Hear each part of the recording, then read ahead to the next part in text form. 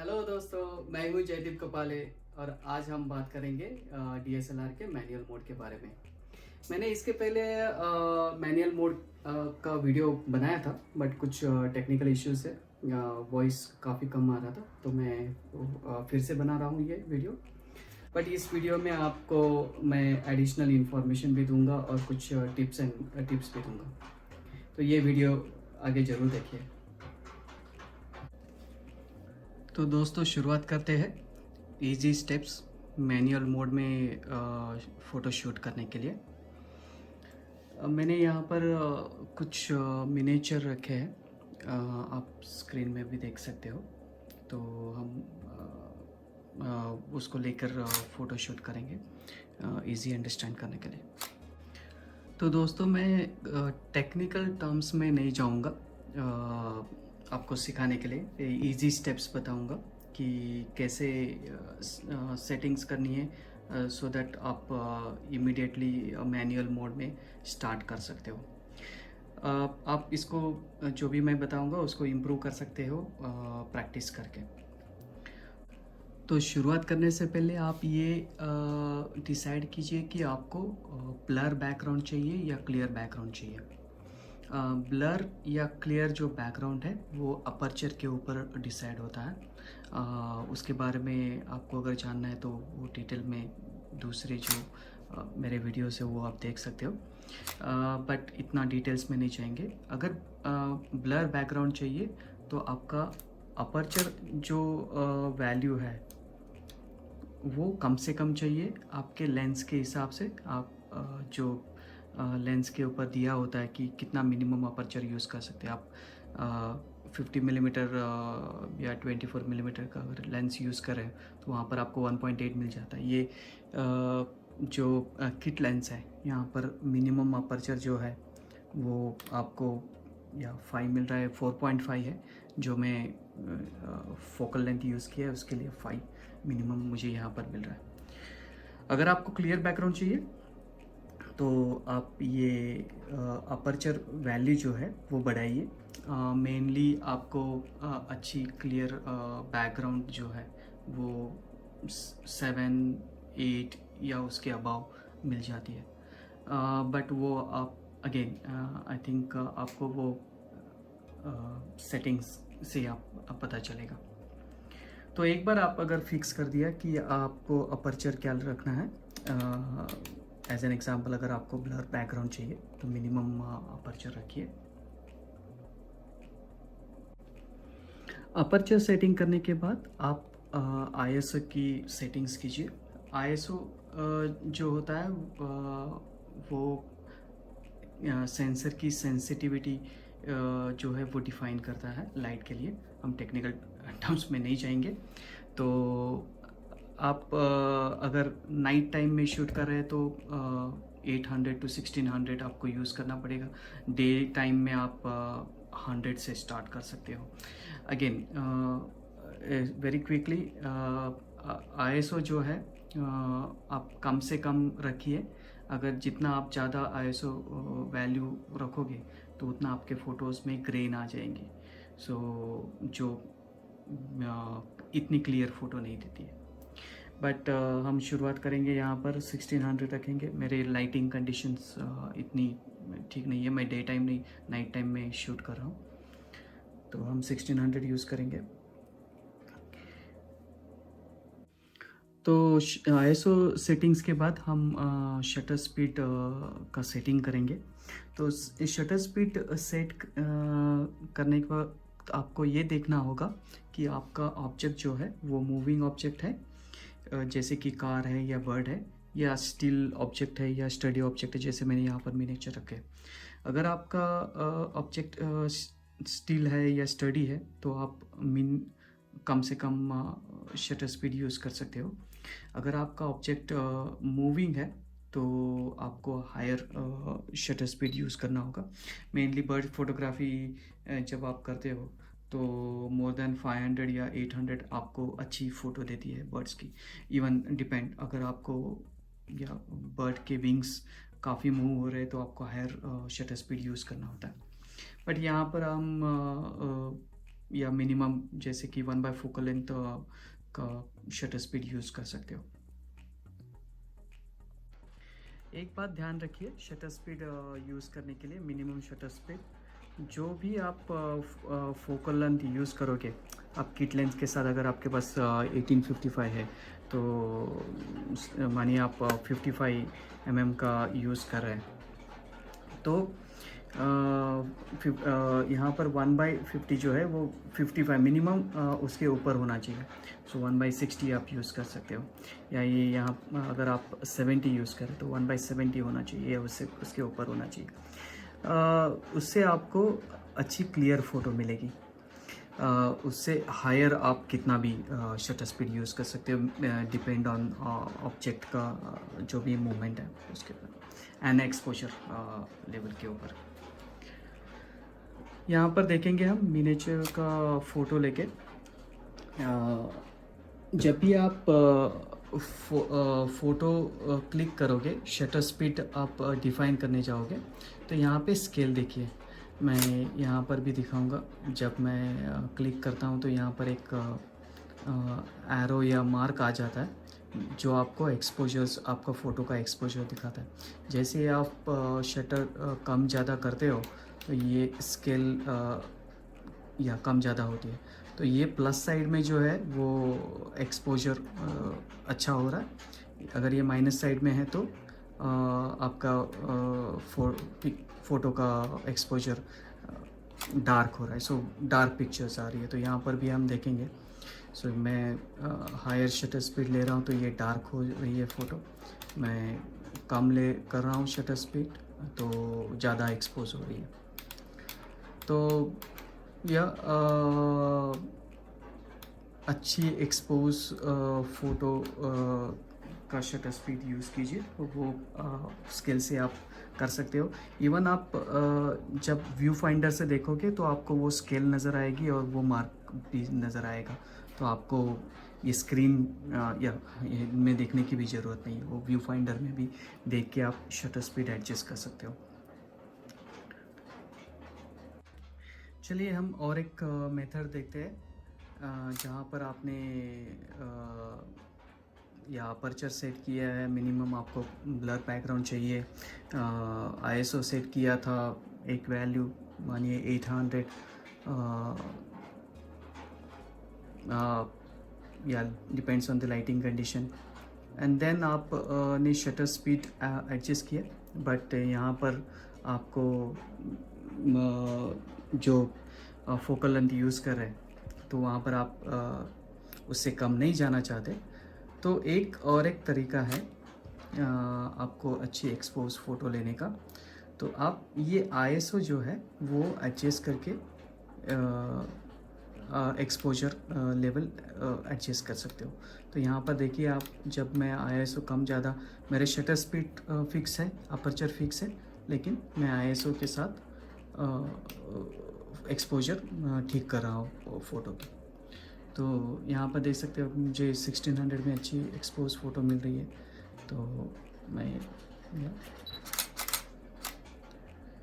तो काफ़ी अच्छी एक्सपोज फ़ोटो मिली है।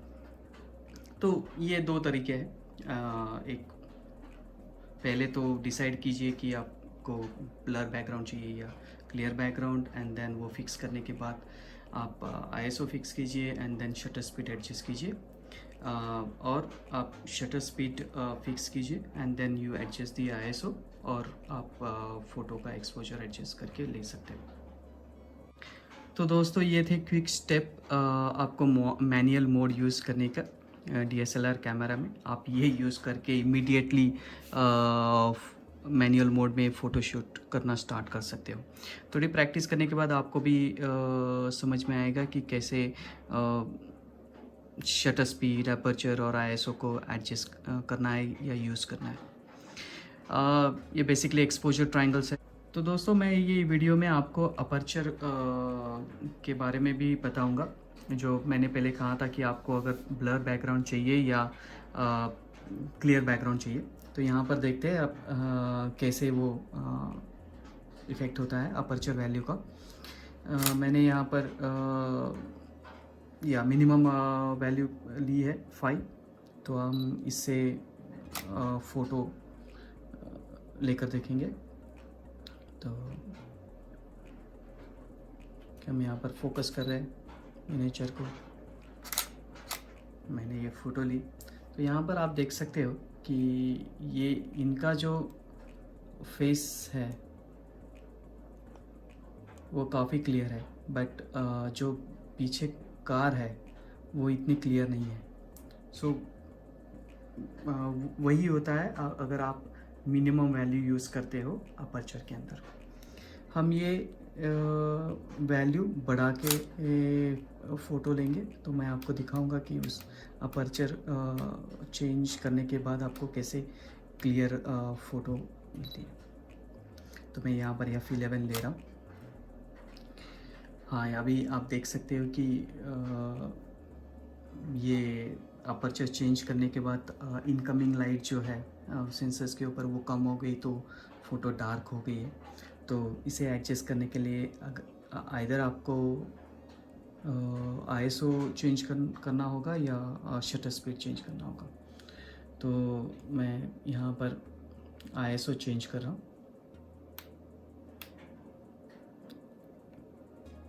और हम फ़ोटो लेके देखेंगे। तो ये हमने अपर्चर चेंज करके फ़ोटो ली है। तो आपको क्लिक सो पहले जो फ़ोटो थी यहाँ पर देख सकते हो कि आप ये कार जो है उनके पीछे वो थोड़े डिस्टेंस पर है, उसके ग्लास और ये जो लाइट्स है इतनी क्लियर नहीं है। बट जब मैंने अपर्चर हायर अपर्चर वैल्यू पकड़ा जहाँ पर या लाइट कम हो गई, बट जो डेप्थ ऑफ फील्ड है तो वो यहाँ पर कम हो गया। तो यहाँ पर क्लियर बैकग्राउंड आ रहा है आपका।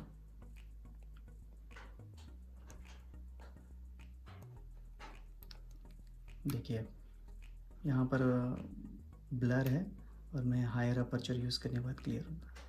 तो ये डिफरेंस है आपका अपर्चर वैल्यू आप कम लेना और ज़्यादा लेने का।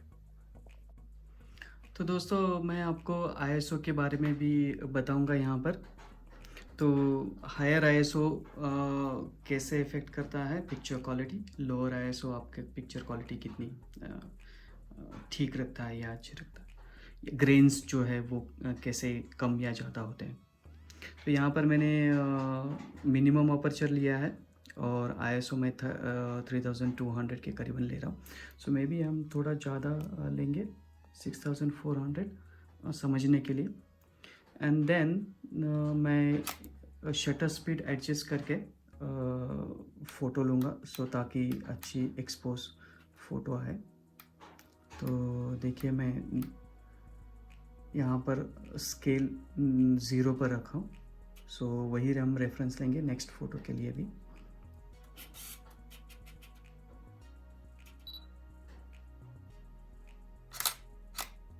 ओके, हमने ये फ़ोटो ली है 6400 ISO के ऊपर। अब हम ISO जो है वो चेंज करके चलिए 100 लेते हैं। सो मुझे शटर स्पीड काफ़ी कम करना होगा उसके लिए, बट मैंने स्टैंड के ऊपर रखा है तो हम उतना कम कर सकते हैं। सो यहाँ पर आप देख सकते हो स्केल मैंने 0 नॉर्मल पे ली है एंड देन मैं क्लिक करूँगा। ओके, तो देखते हैं हम डिफरेंस के बारे में। ये फ़ोटो जो है मैंने 6400 के ऊपर ली हुई है। तो हम फेस देखेंगे इसमें कैसे है जहाँ पर हमने फोकस किया था। सो आप देख सकते हो यहाँ पर काफ़ी ग्रेन्स है, तो वो ग्रेन्स हायर ISO की वजह से है। यही फ़ोटो अगर हम ISO 100 में देखेंगे तो आपको ये डिफरेंस दिखाई देगा। देखिए यहाँ पर या कुछ भी वो डॉट्स जो थे वो नहीं है और काफ़ी क्लियर फ़ोटो है, शार्प फ़ोटो है, या अच्छी फ़ोटो आई है यहाँ पर। तो ये डिफरेंस है आप ISO कम या ज़्यादा यूज़ करने का। दोस्तों और कुछ बेसिक सेटिंग्स के बारे में हम क्विकली जानेंगे, जो आप जब मैनुअल मोड में शुरुआत करेंगे तो आपको कुछ या जानकारी होनी चाहिए। तो ये जो एक्सपोजर कंपेंसेशन है, आप वो यूज़ मत कीजिए, मैं सजेस्ट करूँगा, क्योंकि ये आप काफ़ी प्रैक्टिस के बाद वो यूज़ कर सकते हैं। तो वो बेसिकली आपका कंपेंसेट करता है एक्सपोजर्स। ये जो है फ्लैश का एक्सपोजर है, तो वो फ्लैश का कम ज़्यादा इंटेंसिटी करता है। देन ये जो है आप पिक्चर स्टाइल्स है, आप कौन से पिक्चर स्टाइल में फ़ोटो ले रहे हैं। सो ऑटो है, स्टैंडर्ड है, पोर्ट्रेट है, लैंडस्केप है, न्यूट्रल है। देन ब्लैक एंड वाइट में भी आप यू कर सकते हो। मैं आपको इसके बारे में बाद में बताऊंगा दूसरे वीडियो में।